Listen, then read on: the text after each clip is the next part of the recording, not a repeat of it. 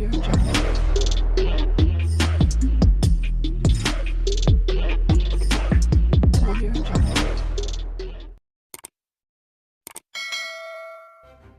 kasih kerana memilih channel ini. Sebelum kita mulakan video ini, sila pertimbangkan untuk menekan butang like, share dan subscribe dan aktifkan butang lonceng anda agar anda sentiasa mendapat info-info percuma pada setiap hari dari channel kami. Dan tinggalkan komen anda kerana komen anda amatlah dihargai. Terima kasih. Pihak pendakwa raya sudah menutup kes 1MDB. Kedua-dua pihak pendakwaan dan pembelaan sudah melakukan penyerahan kepada Hakim Colin Lawrence Guerra. Selepas ini, Hakim akan membuat keputusan sama ada kes tersebut mempunyai prima facie ataupun tidak. Sekiranya Hakim berpendapat kes tersebut mempunyai prima facie, maka pihak Datuk Seri Najib Razak akan dipanggil untuk membuat pembelaan. Tetapi sekiranya Hakim berpendapat kes tersebut tidak mempunyai prima facie, maka Datuk Seri Najib Razak akan dibebaskan.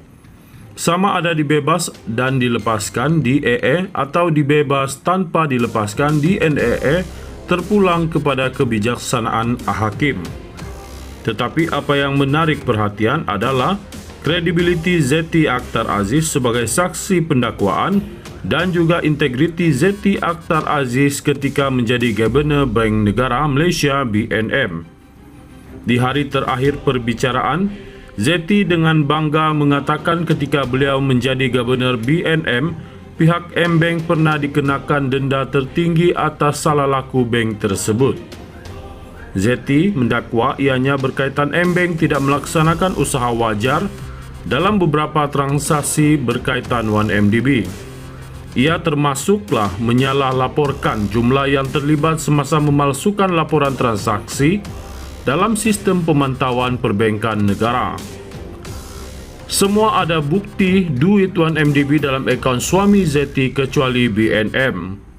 Timbul persoalan di sini, apa pula tindakan Zeti atas kesalahan suami dan anaknya yang menerima wang dari Jolo sebanyak 15.4 juta US dollar yang dikaitkan dengan 1MDB. Wang tersebut telah masuk ke dalam akaun Cutting Edge Industry Limited milik bersama suaminya Taufik Aiman dan Samuel Goh. Ia pernah dibangkitkan oleh Ketua Peguam Bela Tan Sri Syafiq Abdullah dalam perbicaraan yang sama pada Ogos 2023. Tetapi Zeti menafikannya, malah mencabar pihak Peguam Bela mengemukakan bukti atas dakwaan tersebut. Sebenarnya, Zeti boleh mendapatkan bukti dari beberapa pihak. Polis Diraja Malaysia PDRM pernah membuat siasatan ke atas Taufik dan sudah pasti siasatan yang dilakukan berdasarkan bukti.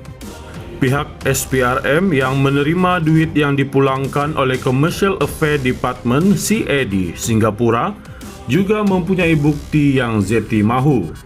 Takkan CAD pulangkan duit tersebut dalam sampul surat sahaja, mesti dengan dokumen yang berkaitan. Zeti juga mungkin boleh mendapatkan bukti dari Datuk Seri Anwar Ibrahim yang sekarang ini menjadi Perdana Menteri.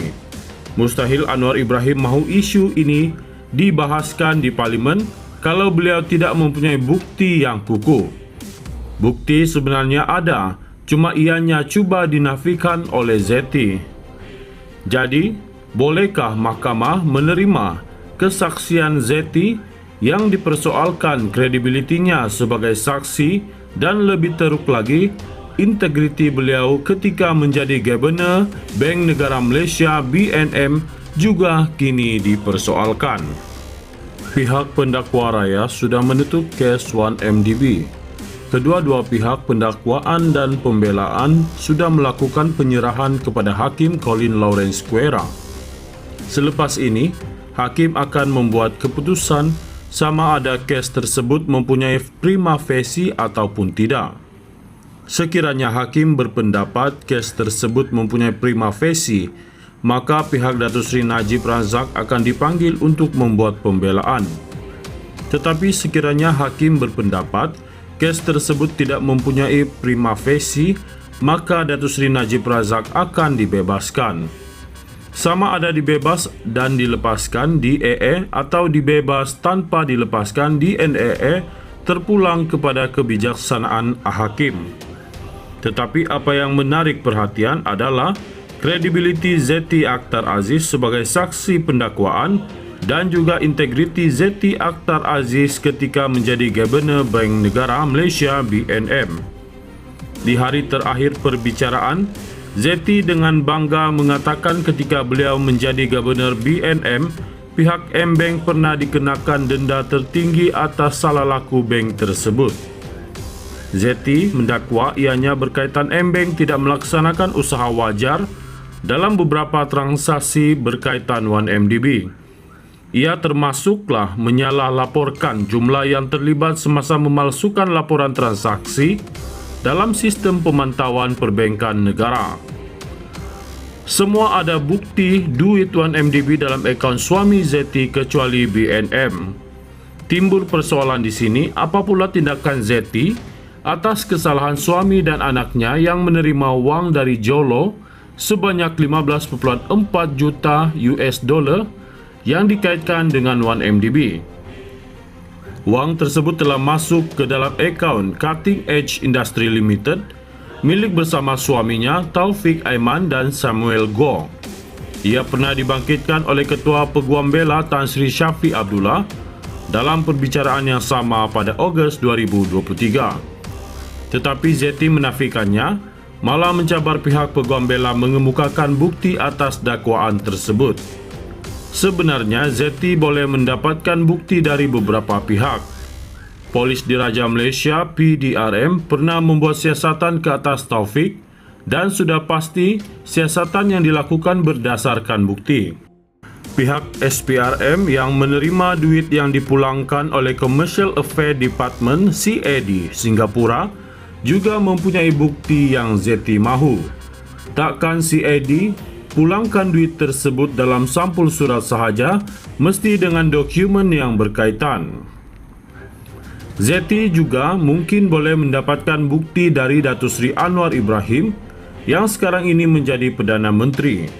Mustahil Anwar Ibrahim mahu isu ini dibahaskan di Parlimen kalau beliau tidak mempunyai bukti yang kukuh. Bukti sebenarnya ada, cuma ianya cuba dinafikan oleh Zeti. Jadi, bolehkah mahkamah menerima kesaksian Zeti yang dipersoalkan kredibilitinya sebagai saksi dan lebih teruk lagi, integriti beliau ketika menjadi Gubernur Bank Negara Malaysia BNM juga kini dipersoalkan.